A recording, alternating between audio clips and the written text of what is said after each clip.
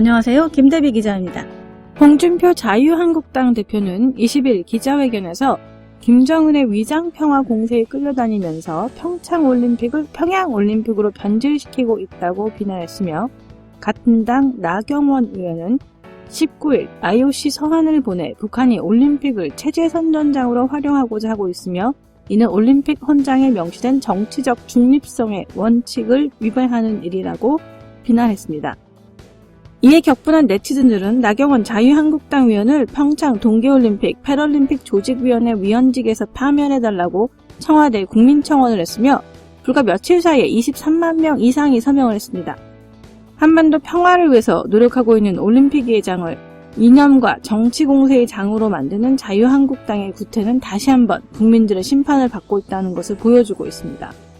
정치권이 최선을 다해서 남북이 하나 되어 올림픽을 잘 치를 수 있도록 협조해 주기를 바랍니다.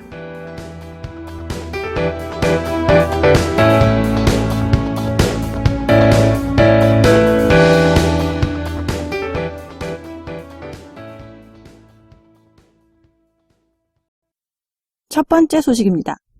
21일 뉴욕 베이사이드에서 원광대 이재봉 교수의 강연이 40여 명의 동포들이 참석한 가운데 진행되었습니다. 이재봉 교수는 트럼프가 미국 내 일자리 창출과 같은 경제 문제가 해결된다면 북미 수교의 가능성이 있다고 전망했습니다. 이 교수는 문재인 정부가 중국 방문해서 발표한 산불 정책인 사드 추가 배치 불가, 미국 MT 체계 불가, 한미일 군사동맹 불가 발표로 중국과의 관계를 원만하게 돌려놓은 것을 긍정적으로 평가했는데요. 또한 현 정부가 미국과 중국, 미국과 북한과의 관계 속에서 이중적인 어려움을 겪고 있지만 국민들의 높은 지지율과 트럼프의 미치광이 전략을 잘 이용하여 남북이 화해 협력할 수 있는 길을 탄탄히 다질 것을 요구했습니다. 두 번째 소식입니다. 제45차 가만히 있으라 세월호 런던 원래 침묵 시위가 20일 영국 런던 트라팔가 광장에서 열렸습니다. 세월호 참사 후 매달 진행되어 온 이 시위는 모든 참사 희생자를 추모하고 철저한 진상규명과 책임자 처벌, 그리고 재발 방지를 위한 안전한 사회 건설을 촉구해오고 있습니다. 비가 내려 추웠던 날씨에도 여러 교민들이 참석해 노란 리본의 의미를 설명하며 나눠주는 시간을 가졌습니다. 한 스페인 여성은 노란 리본이 스페인 카탈루냐 독립운동 지지의 표현으로 쓰여진다며 세월호 노란 리본과 세월호 참사에 많은 관심을 보였다고 합니다. 영국 런던 가만히 있으라 세월호 원래 집회는 매달 세 번째 토요일 트라팔가 광장에서 있습니다. 다음은 앞으로 있을 행사 소식입니다. 6.25 공동선언 실천 미국위원회가 주최하는 평창 평화올림픽 성공기원 재미동포 행진이 2월 4일 뉴욕, 로스앤젤레스, 그리고 시카고에서 열릴 예정입니다. 자세한 내용은 포스터를 참고해주세요. 4.16 해외연대 뉴저지에서 주관하는 세월호 진상규명 촉구 시위가 2월 3일과 4일 뉴저지에서 열릴 예정입니다. 자세한 내용은 포스터를 참고해주세요. 세월호를 기억하는 필라델피아 사람들의 모임에서 4.16 재단 설립을 돕는 희망 콘서트를 주최합니다. 오스트리아, 호주, 그리고 미국 3개국의 예술인 협력 프로젝트인 이 콘서트는 2월 10일 토요일 필라델피아에서 열릴 예정입니다. 자세한 내용은 포스터를 참고해주세요. 지금까지 해외 소식이었습니다. JNCTV에서는 여러분의 후원을 기다리고 있습니다.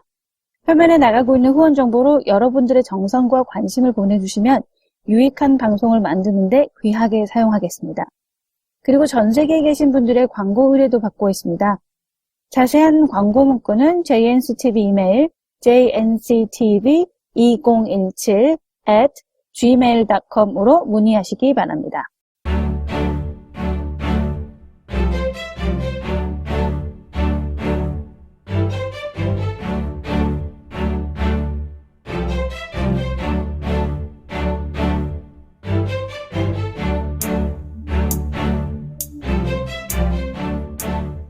안녕하세요. 현송 기자입니다. 일본에 있는 조선학교 무상교육 배제에 관한 뉴스를 한 번쯤은 들어보셨을 텐데요. 그러나 조선학교가 무엇인지도 잘 모르시는 분들이 많습니다. 그래서 오늘은 현재 한국에 계시면서 조선학교를 지키기 위해 힘쓰시는 우리 학교와 아이들을 지키는 시민 모임의 손미희 대표님을 연결해서 자세한 내용을 들어보겠습니다. 손민희 대표님 안녕하세요. 예, 안녕하세요. 우리 학교와 아이들을 지키는 시민 모임, 이 모임이 많은 분들에게 생소한데요. 모임에 대한 소개 부탁합니다.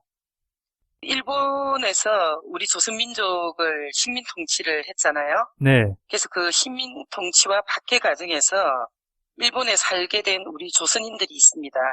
이 조선인들이 조국의 말과 글, 문화를 이어가기 위해서 조선 학교를 만들었습니다.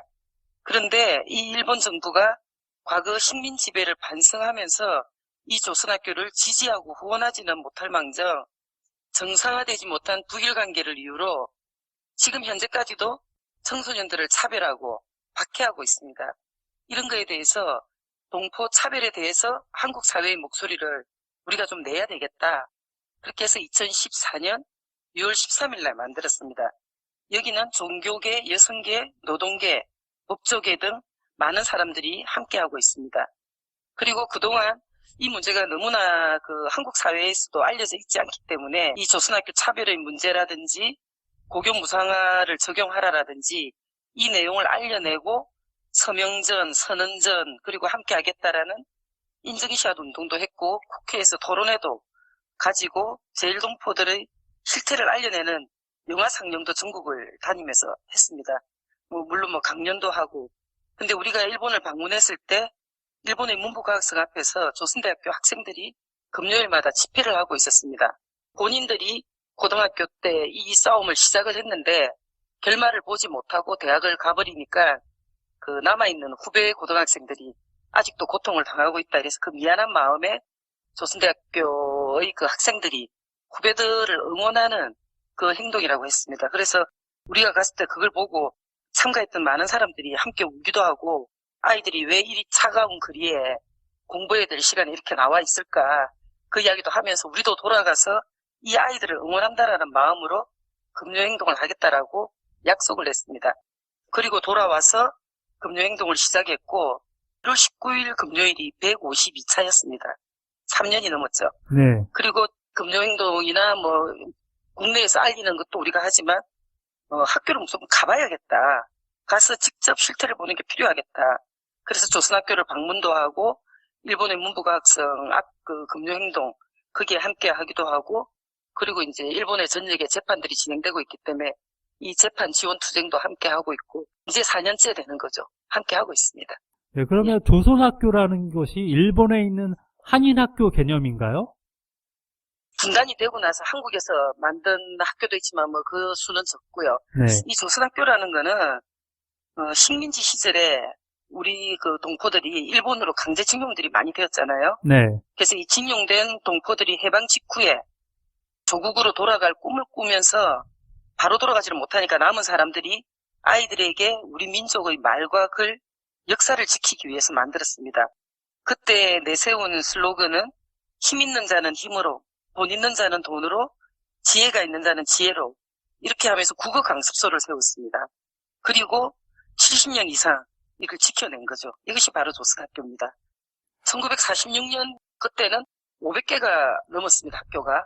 네. 근데 현재는 유치원이 38개, 초급부가 53개, 그리고 중급부가 33개, 고급부가 10개, 대학교 1곳.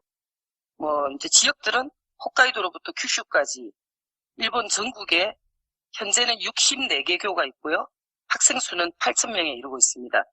46년에 500개에 비해서 지금 64개니까 시간이 갈수록 우리 동포들이 얼마나 어려운가를 좀 반성해 주는 거죠. 그리고 일본 사회에서 이 조선학교라는 거는 우리의 민족성을 지켜낼 수 있는 유일한 곳입니다.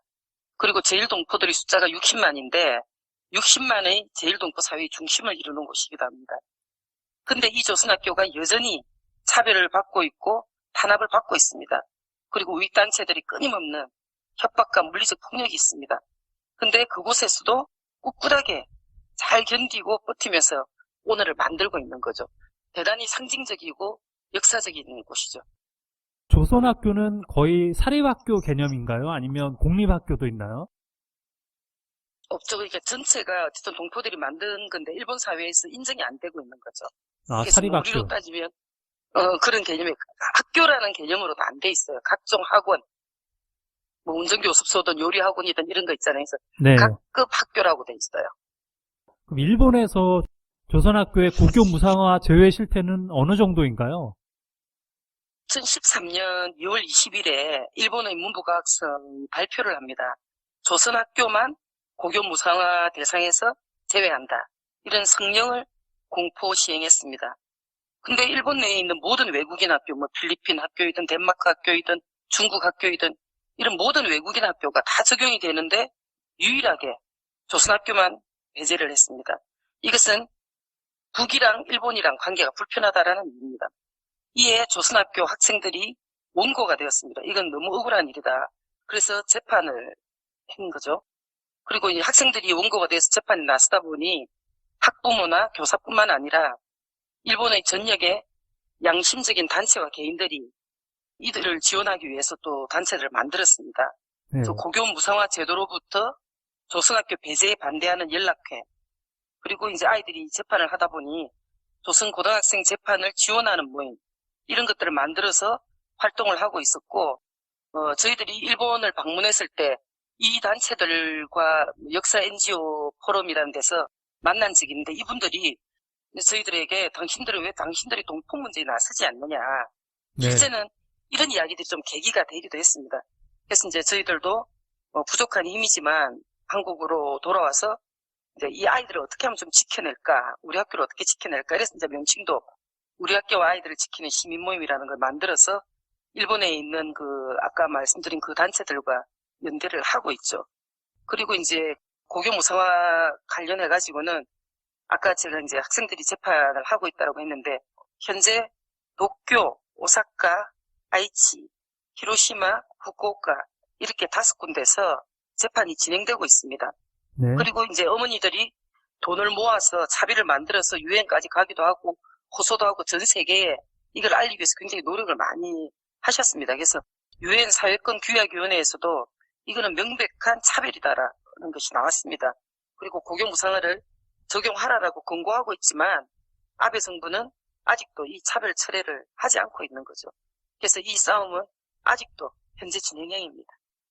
일본에 있는 조선학교를 방문하셨다면 직접 보고 느끼신 것, 그리고 기억에 남는 것이 있다면 어떤 것이 있을까요? 일단은 유치원부터 해가지고 대학교까지 몇 차례 이제 방문할 기회가 있었는데요. 네. 갈 때마다 느끼는 거는 아이들이 전체적으로 너무 밝다는 겁니다. 웃음도 많고 인사도 눈만 마주치면 깍듯이 인사하는 거에서 참 좀 놀라기도 하죠. 요즘은 이제 한국 사회에서 이 아이들과 눈 맞추는 게 쉽지 않거든요. 네. 회사에든 인사도 잘하고 밝고, 그리고 이제 물어봅니다. 몇 가지를 어떠냐 저떠냐 이러면 너무나 자신의 생각을 스스럼 없이 자신 있게 얘기를 하죠. 당당하게. 그럼 이제 선생님들도 보면 다 선생님들이 조선 학교 출신들이더라고요. 그래서 이 선생님들의 눈빛은 사랑이 넘치고 자긍심이 가득하다. 그래서 이 민족 교육이라는 게 이런 거구나. 시설이라든지 여러 가지 조건은 어려운 게 보이는 것도 사실입니다. 그렇게 탄압을 받는 속에 지켜내자니 얼마나 힘이 들었겠습니까? 그렇지만 모두가 이 자신감 있게 하는 이런 걸 보면서 같은 민족으로 좀 긍지가 느껴진다는 이런 것도 좀 많이 느꼈습니다. 그리고 이제 얼마 전 지바학교라는 데를 방문을 했는데, 저희들이 갈 때마다 아이들이 조그마한 공연을 이렇게 해줍니다. 그래서 그 어린 아이 둘이가 노래를 부르는데, 제 기억에는 하여튼 그때 제가 메모를 좀 해온 게 있었는데, 노래 가사가 이런 거였어요. 엄마, 토끼는 우리나라 같아요. 근데 허리가 잘리웠대요. 그건 너무 불쌍하잖아요. 그건 너무 아프잖아요. 난 하나된 조국이 좋아요. 토끼 모양 지도밖에 우린 몰라요. 하여튼 이런 내용이 들어간 가사 노래를 부르는데, 저도 참 많이 울었는데 어른들이 울기 시작했고, 어른들이 울다 보니까 노래하는 아이들도 울고 선생님도 울고 함께 많이 울었습니다. 그리고 이제 함께 손을 잡고 우리의 소원은 통일을 부르니 온 강당이 그냥 울음바다가 돼서, 이건 지바학교에서만 느낀 게 아니고 가는 곳마다 저희들이 아이들을 볼 때마다 참 분단된 조국을 물려줘서 너무 미안하다라는 마음이 참 많이 들었습니다.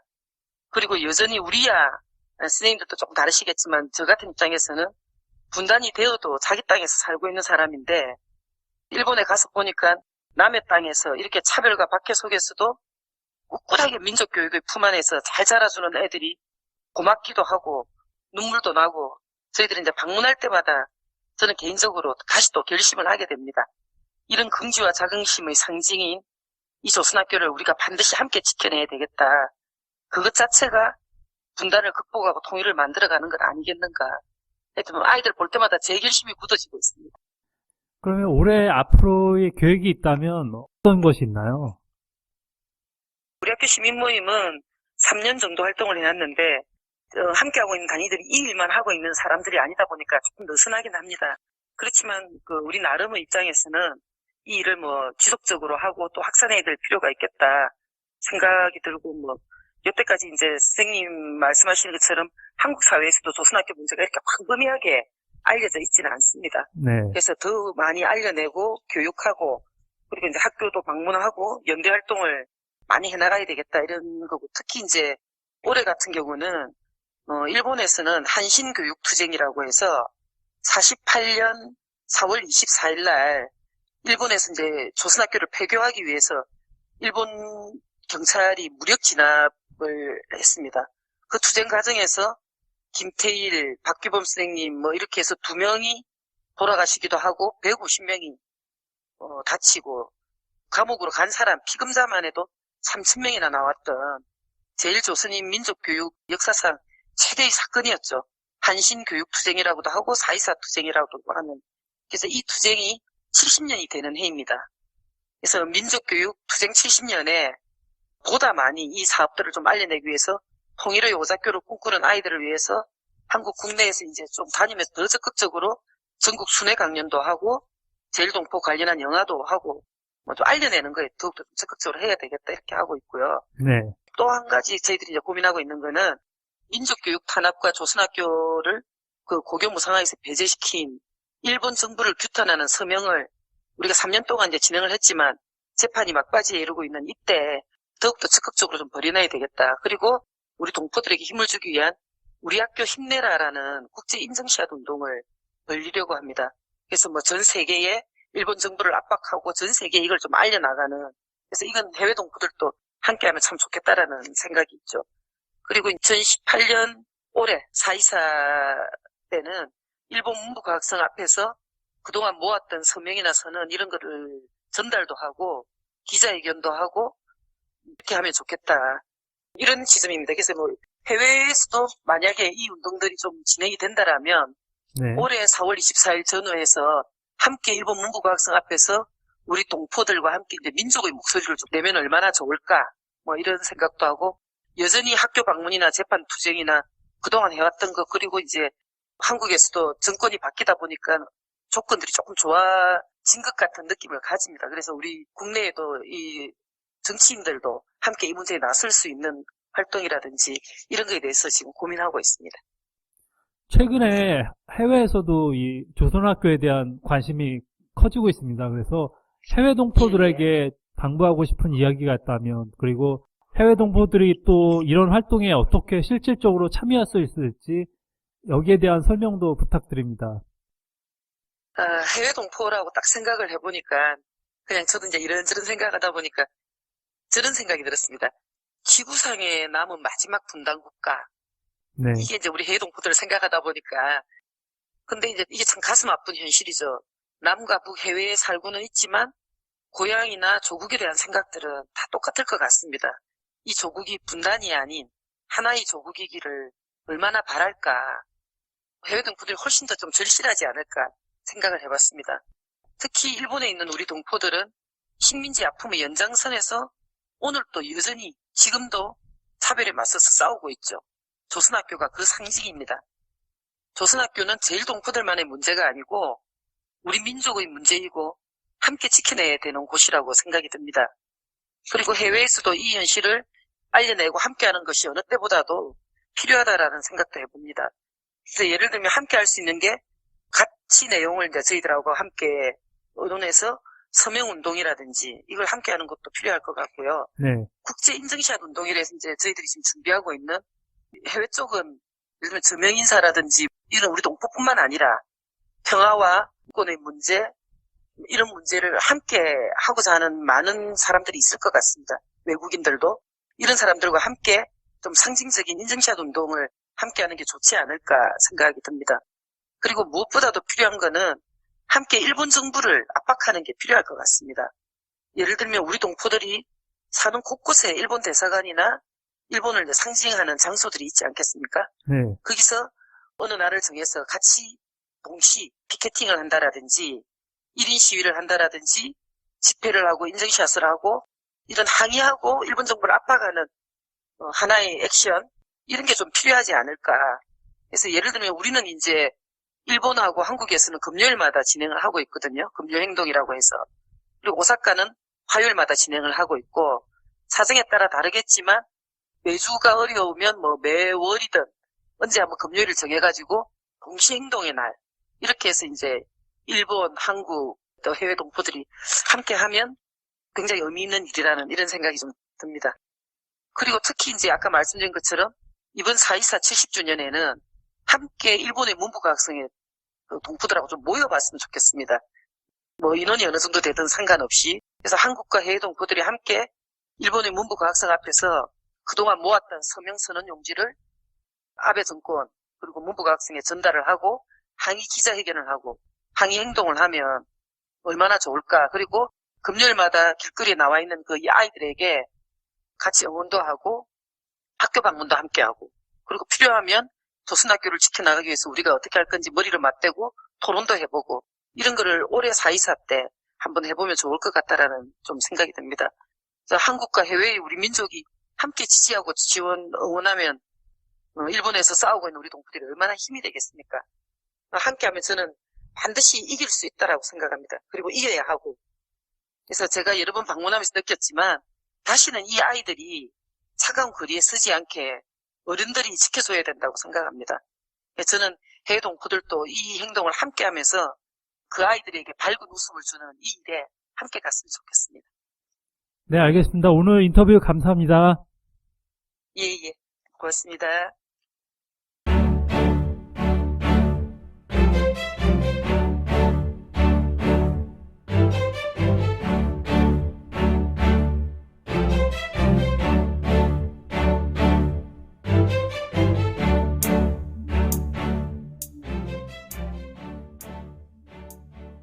다음은 외신 브리핑이 이어집니다. 안녕하세요. 김대비 기자입니다. 오늘 외신 브리핑은 적폐청산 관련된 내용인데요.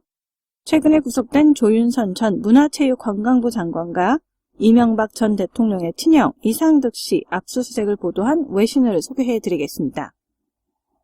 1905년 설립되어 영화, TV 및 문화계의 뉴스를 주로 전하는 언론 버라이어티에서 20일 조윤선 전 장관의 구속을 보도했습니다. 조 씨가 전 문화체육관광부 장관이어서 버라이어티에서 이 소식을 주목한 것 같은데요. 버라이어티는 조윤선 전 문체부 장관이 지금은 실각한 박근혜 전 대통령을 지지하지 않는 예술계 인사들의 블랙리스트 운영에 가담한 혐의를 유죄로 판단되어 구속되었다고 전했습니다. 1심에서 집행유예 1년을 선고받았던 조 씨는 이번 재판에서 2년 징역형 선고를 받고 재판장에서 곧바로 법정 구속되었습니다. 또한 박 전 대통령의 비서실장 김기춘 또한 3년 징역형이 4년으로 늘었다고 전했습니다. 그리고 법원이 탄핵된 박 대통령 또한 공범자라고 선언했으며 박 씨가 문화계를 정치적으로 좌편향이라고 간주하고 이것이 바로잡혀야 한다고 선언했다는 재판부의 설명을 보도했습니다. 박 전 대통령이 김기춘 전 비서실장과 조윤선 전 장관에게 지시한 만여 명의 블랙리스트에는 밀양의 이찬동 감독, 올드보이의 박찬욱 감독, 그리고 부커프라이즈 수상자인 소설가 한강이 포함되어 있다고 전했습니다. 버라이티는 또한 이는 최고의 권력을 쥐는 대통령과 보좌관들이 차별적인 대우를 공모하고 실행한 전례 없는 일이라고 재판부의 말을 전했는데요. 국가 최고 지도자인 대통령과 보좌관들이 범죄를 공모했다는 것을 버라이티지에서 보도한 것을 보니 국격 추락을 다시 한번 실감하게 되는데요. 이들이 죗값을 달게 받고 국민들께 진심으로 속죄하기를 바랍니다. 두 번째 외신 브리핑은 이상득 씨의 자택 압수수색을 보도한 21일자 AFP 기사입니다. AFP는 한국의 전 대통령이 임기 중 국정원으로부터 뇌물을 받았다는 의혹을 추사하기 위해 한국 검찰이 월요일 이명박 전 대통령 형의 자택과 사무실을 압수수색했다고 전했습니다. AFP는 동생 이명박 전 대통령의 임기 중 상당한 영향력을 행사한 것으로 보이는 82세의 이상득 씨가 국정원으로부터 수억 원을 받았다는 의혹을 받고 있으며 검찰은 이 씨의 자택과 사무실에서 문서와 컴퓨터 하드드라이브를 압수했다고 보도했습니다. AFP는 또한 이상득 전 의원이 2013년 별도의 사건에서 부패 혐의로 유죄 판결을 받았고 14개월 징역형을 선고받아 복역했던 점도 언급했습니다. 외신에서 한국의 적폐청산 관련 뉴스를 관심 있게 보도하고 있습니다. 이번에는 잘못된 점을 바로잡아 더 나은 대한민국이 되기를 바라면서 오늘 외신 브리핑 마치겠습니다.